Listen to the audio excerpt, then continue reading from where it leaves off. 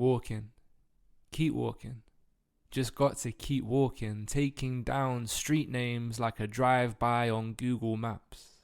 It doesn't pay to pray to a Methodist in this madness. Keep walking with poets to mix joy in a city full of sadness. Think of this as an audible room of one's own. A mobile home, breaking the fourth wall off the grid like releasing Connect 4 at the end of the game. Today you're walking with poets, turning Charing Cross Road into charming crossword, and Hyde Park to hide and seek for a laugh. We're just having fun, just got to keep walking. But we can stop for a think and drink. I've got a gin and tonic for ya. I know the best bars in this area. And if that's not your cup of tea, move in with me, I can be your flat white. Go viral on a coffee spree, cafes to make your heart full like latte art. Just keep walking, walking with poets. You didn't even know it, but now every sight and sound of the city is a slide to finding thoughts in your mental playground. Keep walking, walking with poets, sightseeing the poetic side of life.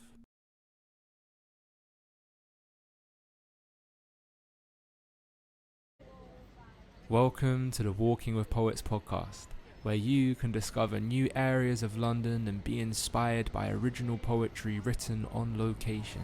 Today we're starting in Cambridge Circus, which is just up the road from Leicester Square Tube Station and is actually where we finished the first episode of this podcast. Some highlights from this episode will be Seven Dials, Covent Garden and Trafalgar Square, and I've got some really special shops, restaurants and unique spots to show you along the way. As usual, watch out for the traffic and let go of your stressed self. Just think of this as a guided, educational meditation and follow the podcast on Instagram and YouTube at Walking with Poets. You're standing in Cambridge Circus, surrounded by listed Edwardian and Victorian buildings, including the Palace Theatre, which is hard to miss as it's currently the home of the cursed child Harry Potter play.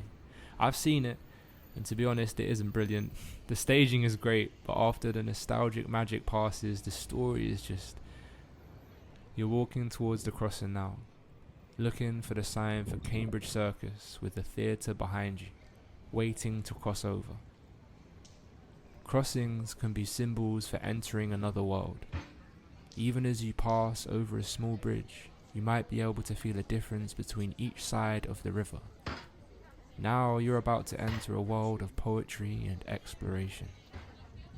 You're heading left after the crossing, walking towards the sign for West Street, aware of the crowd around you, but knowing each person is in their own world, preoccupied with the tasks they're following.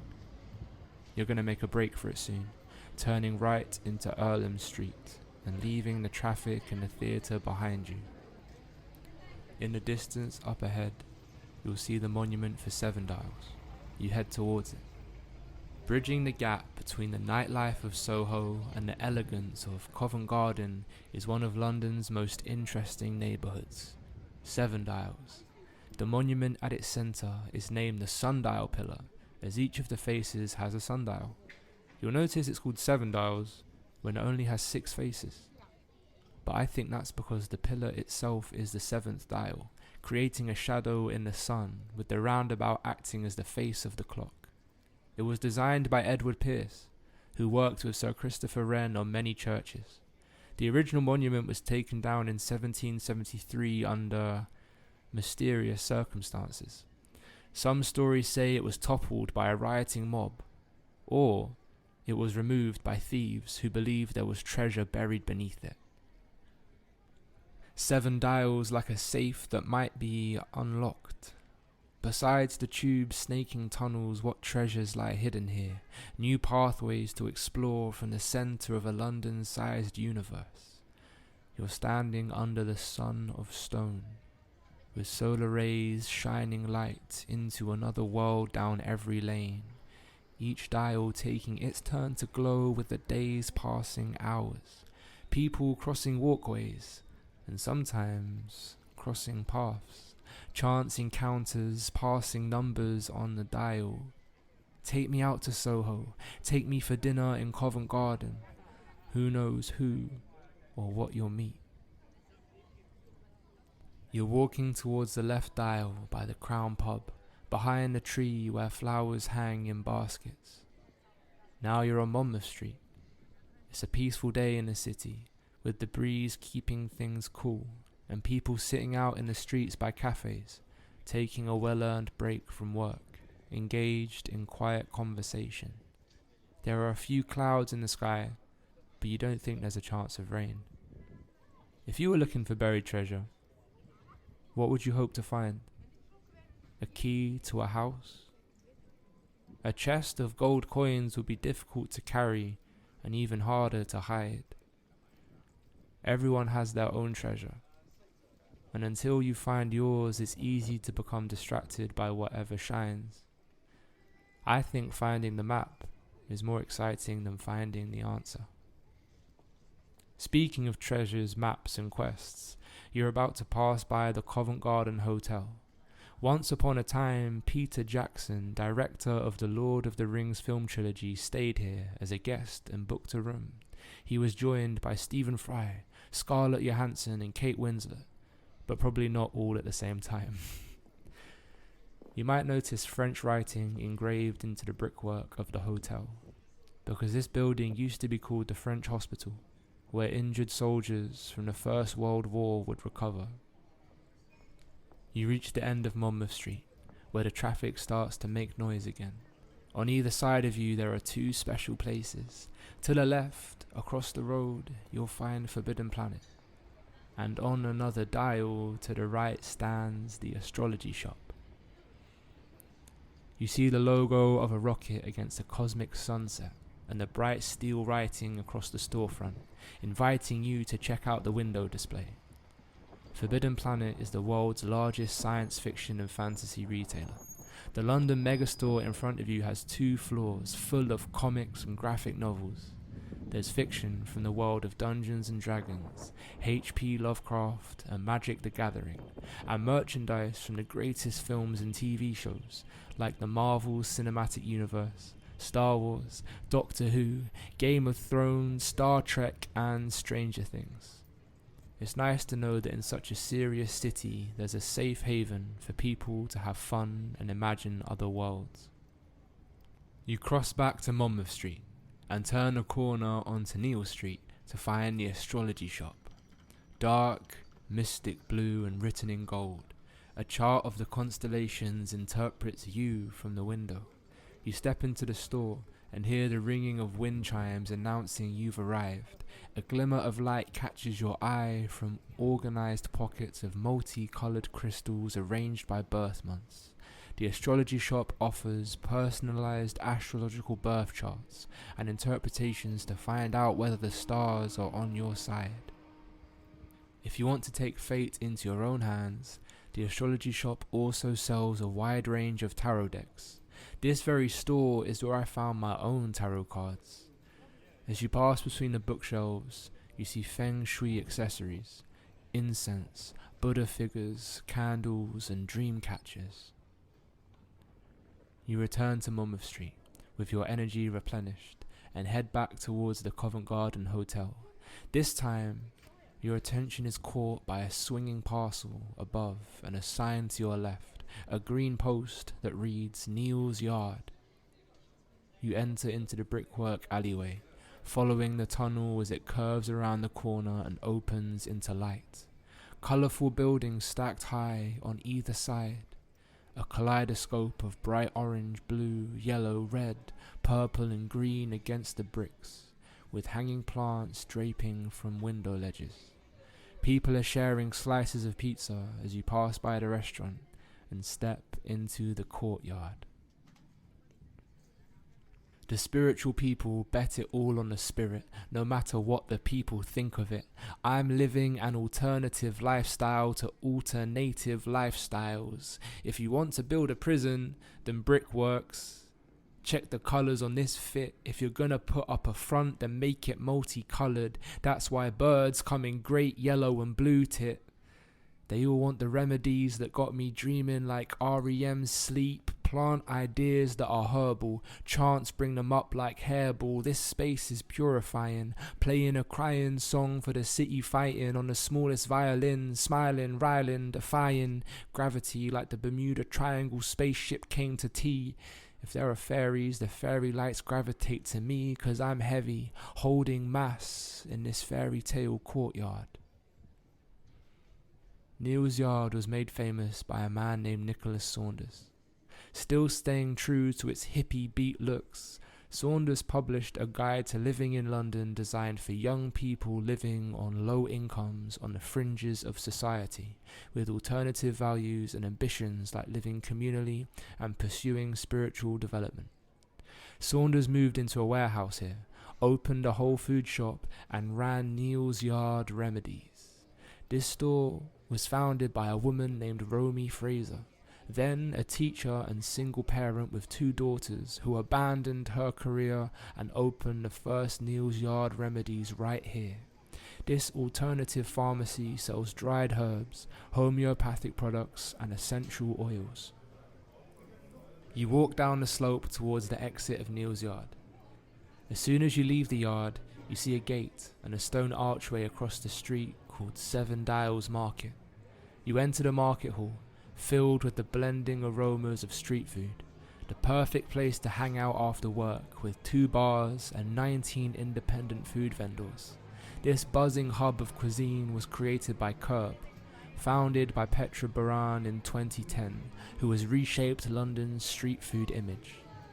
You keep walking straight through the tunnel, as grills hiss and metal scrapes against pans between orders made and hungry conversations.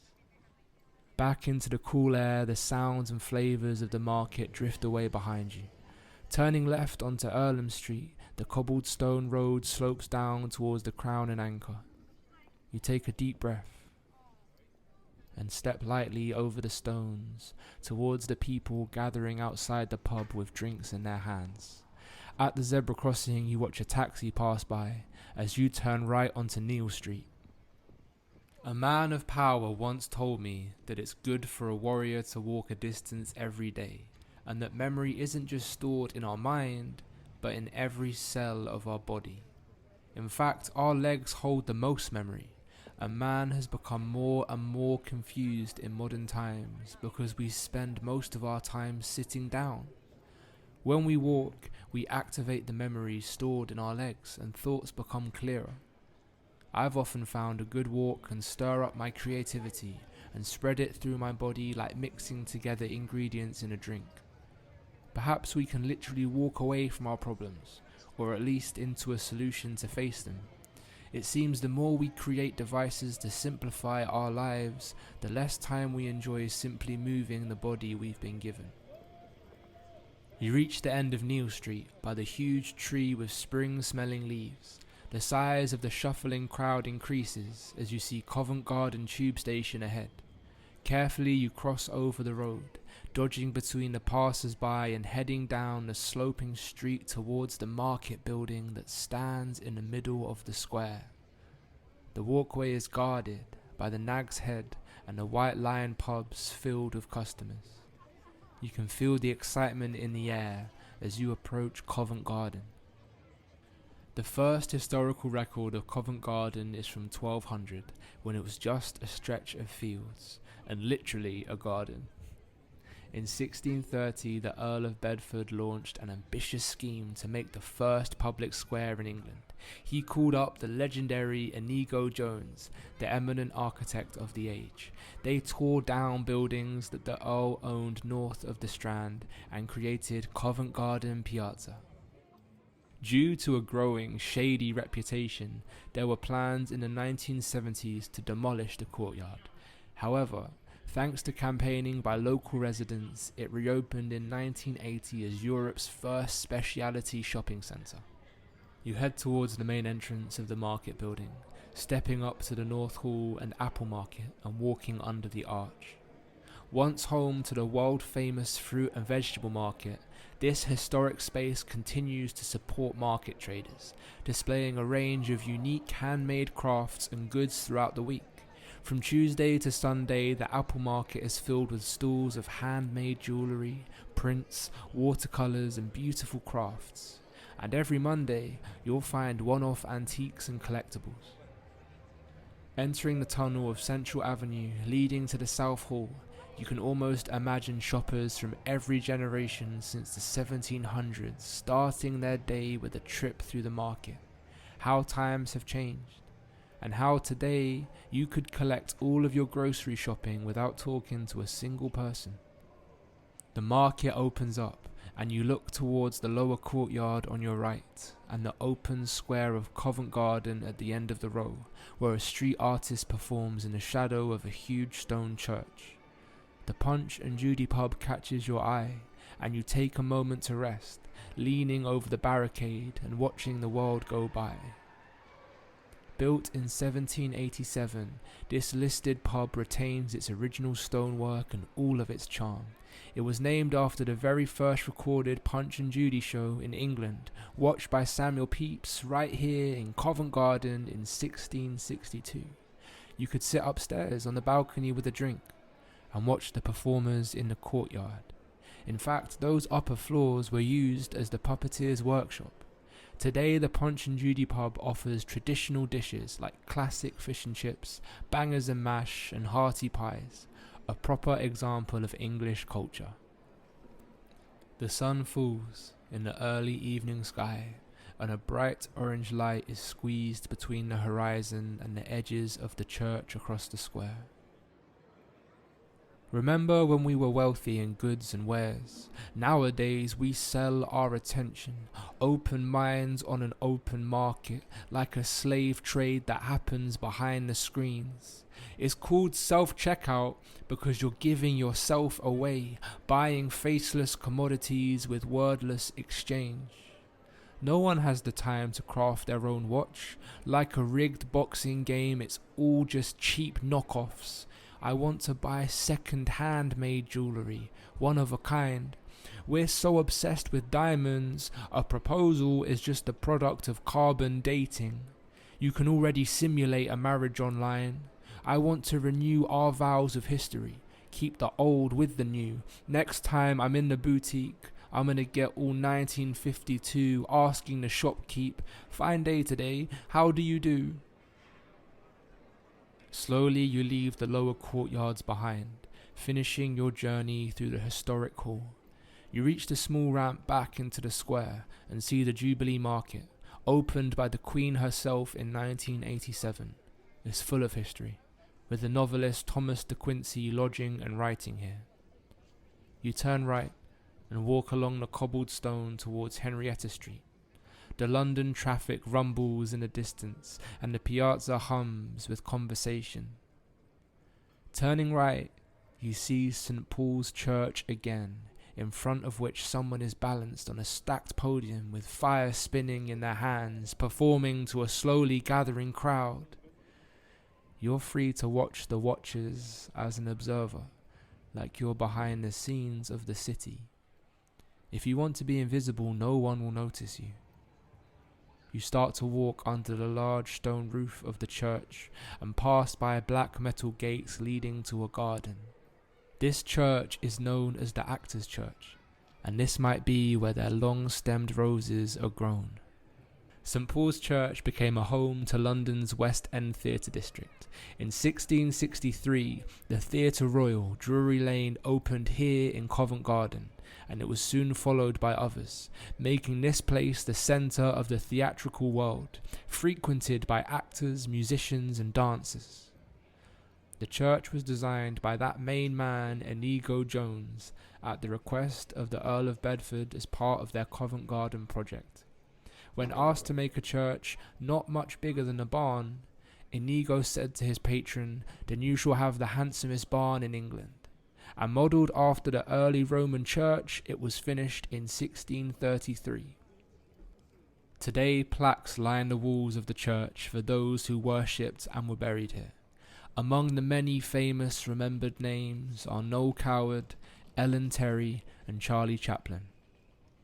At the end of the square, you turn left onto King Street, leaving the actors to prepare for the evening shows. On that note, there's never been a better time to watch the theatre in London. With the Today Tix app, you can access something called Rush Tickets.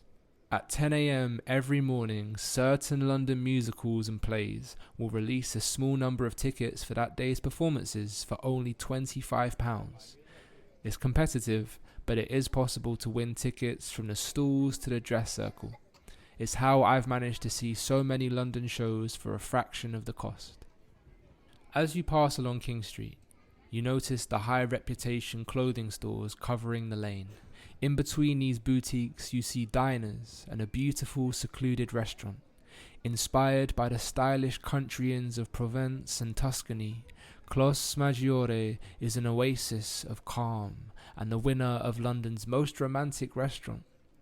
Enjoy French-influenced cuisine in the Cherry Blossom Conservatory with a retractable glass roof ceiling for summer breeze and winter candles under starlight.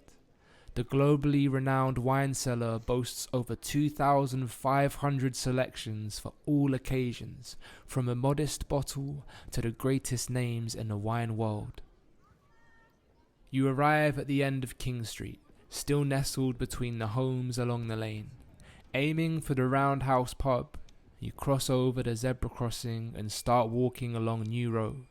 From a fine hat store to bubble tea and regional food vendors, you can find everything on this street. Waterstones for books, castle fine art, and sweet Portuguese pastel de natas from Santa Nata. I heard from a mystical mountain saint that walking at half the speed means you see twice as much of the world. You have the free time now to see if that's true. Let your vision take its fill of the stores, the customers who pass in and out with hands full, and the people who stand all day behind the counter. Listen to what this corner of the world is telling you. When I first started planning Walking with Poets, I was sitting in Café Oi, which you're about to pass, when a gentleman with long white hair walked in for a coffee. Other guests in the cafe started whispering excitedly to each other and looking in his direction. After a couple of seconds, I realized it was Brian May, the guitarist from Queen. If you slow down, you never know who or what you'll see.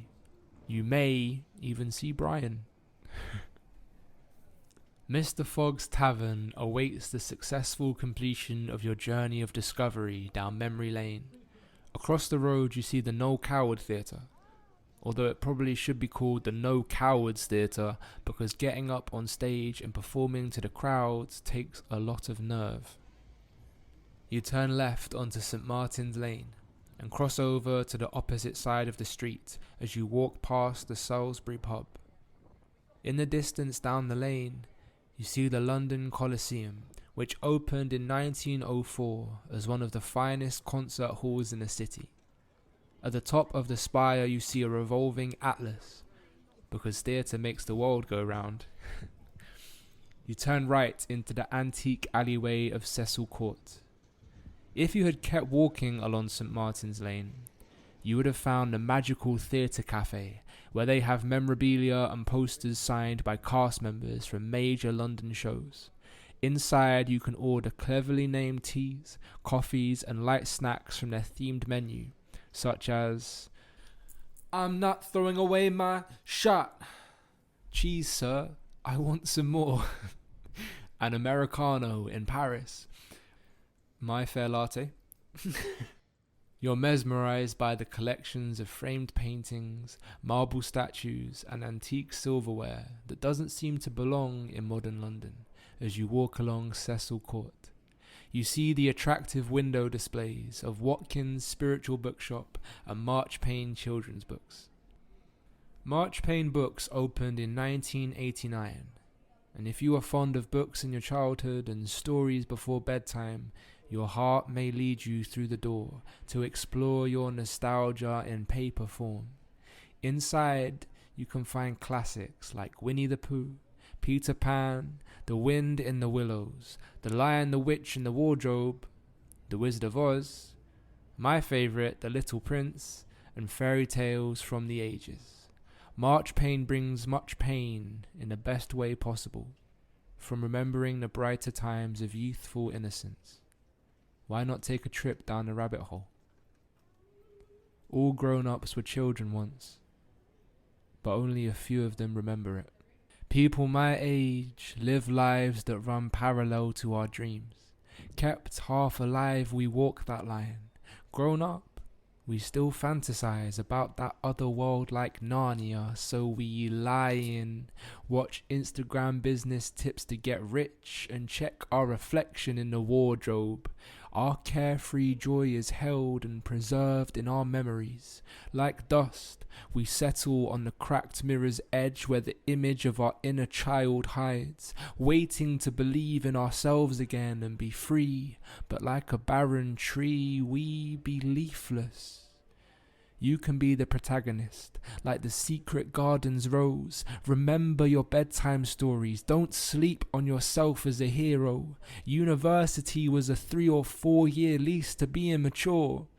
Yet just like us, our loans never fully mature. You can't pass or fail a story, only pass it on. People my age smoke because the last time we had fun was when we rolled in the grass. We role played. I'm the king of the castle. Now we play dress up in suits for roles that are suitable. Life is a journey, said the little prince.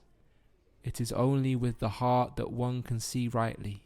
What is essential is invisible to the eyes. Every childhood book contains the unseen memories of my past life. The Watkins who founded the bookstore in 1897 was a friend of the mystic Madame Blavatsky, who said, "Do not be afraid of your difficulties. Do not wish you could be in other circumstances than you are, for when you have made the best of an adversity, it becomes the stepping stone to a splendid opportunity." Through the glass you can admire their collection. Their literature on the esoteric is terrific, and talismans, pendants, and sacred jewellery hang from the wooden shelves where crystals and tarot decks wait to find helping hands. At the end of Cecil Court, you turn left and walk down Charing Cross Road, at a crossroads with the main street traffic. Winding down towards the end of your adventure, the road winds down with you, the pavement dotted with plane trees, Platanus hispanica, to balance the pollution of buses shaking them as they pass. You pass by the Garrick Arms and the Garrick Theatre, opened in 1889 and now home to Bonnie and Clyde, once home to Chicago. If you get a seat in the stalls of this theatre, you can sometimes hear the Piccadilly line tube trains rumbling through the tunnels beneath the stage.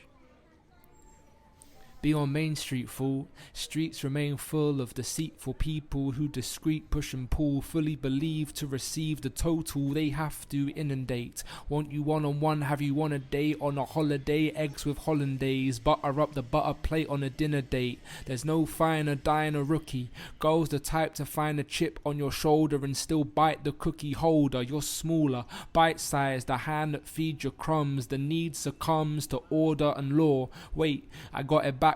They order up another law to cover up what they did in the name of the sun. Just another day in the city living under the sun. Just a train of thought passing by. You see the church of St. Martin's in the field on the horizon as you cross over the set of zebra crossings towards the large stone stairs. Just further away, you notice a large column piercing the sky, where Nelson sits looking over Trafalgar Square and the rest of the city. On your way to St. Martin's, you see an ominously named The Cafe in the Crypt to your left, and you watch people descending into the abyss. I can assure you that the burials in the crypt have been removed since it was repurposed as a cafe. You climb up the stairs to the entrance of St. Martin's, known as the Church of the Ever-Open Door since World War I, when Vicar Shepherd gave refuge to soldiers on their way to France.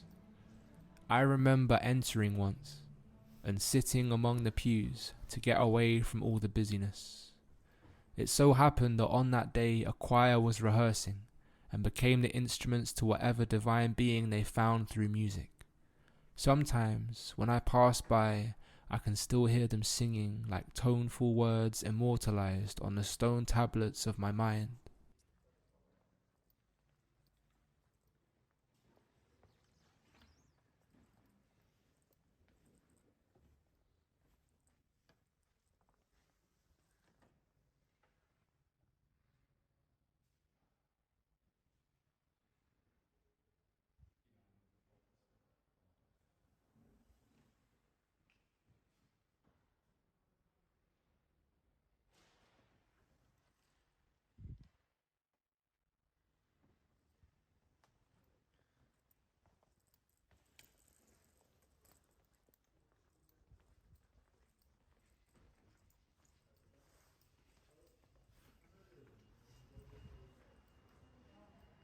At the bottom of the stairs to St. Martin's, you wait to cross over at the lights into Trafalgar Square. You can hear fountains splashing and a person with a guitar singing popular songs. There are some homeless people waiting on the wall. I'm sure some people's souls are homeless and they wonder why they sleep rough at night. Between the rolling of the skateboarders and poorly placed street art, you walk along the top of Trafalgar Square. On special days of the year, there are often huge celebrations here, with a live stage being set up at the foot of Nelson's Column. During times of unrest, people organize around the main stairs and protest for what they believe in. If you stand in line with the column, you can see all the way along to Big Ben and the Houses of Parliament. You turn around to see visitors on the balcony of the National Gallery, looking over the square. The gallery is free to enter and houses a collection of over 2,300 paintings. Founded in 1824, the artwork within dates from the 13th century to 1900. My personal favourites are Hans Holbein the Younger's The Ambassadors, Leonardo da Vinci's Virgin of the Rocks, and Vincent van Gogh's Sunflowers and a Wheat Field of Cypresses. It's okay that I can't create the masterpieces in the National Gallery. It's okay to recognize that other people can be exceptional. It's okay to have a level so high that I have to believe in a higher power to reach it. It's okay to have beautiful things, when beauty conveys the sense that something might not have happened, almost seemed improbable, and yet it has. And it's okay that that is beautiful. It's okay that my body is alone because my purpose is not lonely. It's okay to be oriented towards self-development. It's okay to be a sapling that looks at a tree and says, wow, without saying a sapling is great remaining as a sapling. It's okay to look at a painting and not know what's going on. It's okay to call that a microcosm. It's okay to call that confusing. It's okay to be inspired without accomplishments. It's good to be afraid of what you could be if you strived for the highest possible good. It's okay to truly be you and me. You walk past the gallery to the end of the square and onto Pall Mall East. You turn around to see the top of the London Eye turning in the distance. After passing by Canada House, where Canada lives, you turn right into Whitcomb Street. You've reached the final stretch, the runway to take off, or the open arms to welcome you back to the ordinary world.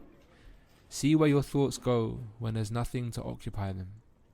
Is there a time, a place, or a person you return to that brings a feeling? Do you recognize that feeling? Or is it something new to you? When we are completely ourselves, we allow others to be completely themselves around us.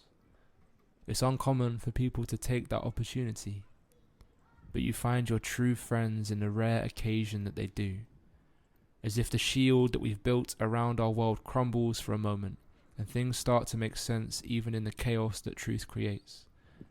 The order of lies is so distasteful. I'd send it back to the chef and complain. And how much time do we spend complaining outspokenly when within us there are many things we're happy for and proud of but never seem to voice. The world can be a merry-go-round of minor and major inconveniences we project to others to fit in. It's become so customary to speak of what's wrong rather than what's right. It's so easy to do as well, and then we have to catch ourselves with the, but it could be worse, as if we're waiting for it to be so. And even here, I've spent the time complaining in a way that sounds uplifting. The act of poetry can be decoding the mind's trickery. I'm grateful for the existence of words to play with secret meanings and hidden messages. 2 friends that I spoke to were grateful for the language of their mother tongue. Speaking 3 or 4 languages each, in another country they can slip into a language no one else around them can understand and have some privacy. I'm grateful for a city that functions even though I do nothing to contribute towards its upkeep. There's an army of invisible people who keep things ticking over for the rest of us to enjoy. I'm grateful to people who made pen and paper and wooden guitars and strings so we can be full of the scratching of ink and the hum of instruments. Nothing seems so alone or far away when we have music. I'm grateful for you listening today, and I'm grateful to be able to dedicate myself towards something worth living for. You see the iconic arch of Chinatown ahead as you reach Leicester Square, the home of movie premieres in London, to guide us across the bridge back to where we started, in hope of returning someday again. Now my charms are all overthrown, and what strength I have is mine own. Release me from my bands with the help of your good hands.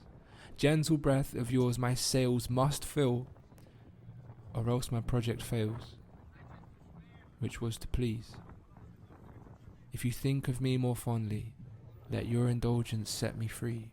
Our poetry will be here today and tomorrow, yet our parting is such sweet sorrow. For now the adventure is at an end, but if you follow us, you shall be called to walk with poets once again. Whether we shall meet then I know not. Therefore our everlasting farewell take, forever and forever farewell, trustees. If we do meet again, why, we shall smile. If not, why then, this parting was well made.